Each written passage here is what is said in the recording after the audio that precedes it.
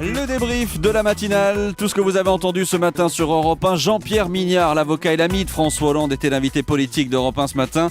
Le président est rentré de Saint-Pierre-et-Miquelon où il a voulu faire passer un message. Je suis à l'offensive, je ne fais pas que résister, j'avance, a-t-il dit. On pense évidemment à 2017, mais pour Jean-Pierre Mignard, la seule préoccupation du chef de l'État reste le chômage. Il a dit, si les résultats sont très mauvais, j'en tirerai les conséquences pour moi-même.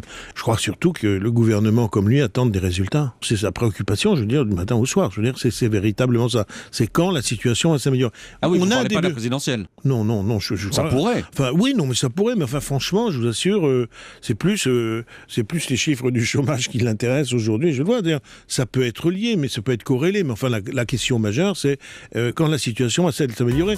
Les mauvais chiffres du chômage, un sujet qui vous fait réagir sur europe1.fr. C'est Sonia de Sablé-sur-Sarthe qui a une question à vous poser. David Doucan qui est revenu en studio. Quand on voit les chiffres du chômage, comment expliquez-vous que François Hollande soit optimiste ? D'abord, je dirais que c'est dans sa nature.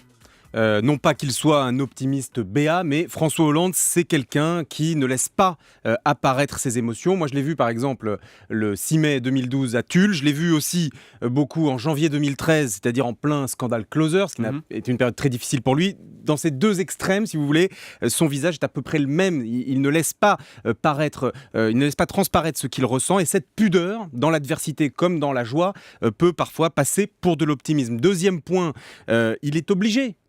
François Hollande de penser que les réformes engagées, donc je parle du pacte de responsabilité, porteront leurs fruits, parce que si vous êtes président de la République et que vous n'y croyez plus, il faut partir, il faut quitter immédiatement l'Élysée. Il y a tout de même une responsabilité et François Hollande, malgré tout, est un homme d'État. Voilà la réponse de David Doucan, la question posée par Sonia sur europe1.fr. Des colis qui tombent du ciel, c'est ce qui peut se produire quand votre courrier est livré par des drones. C'est le service futuriste de la Poste.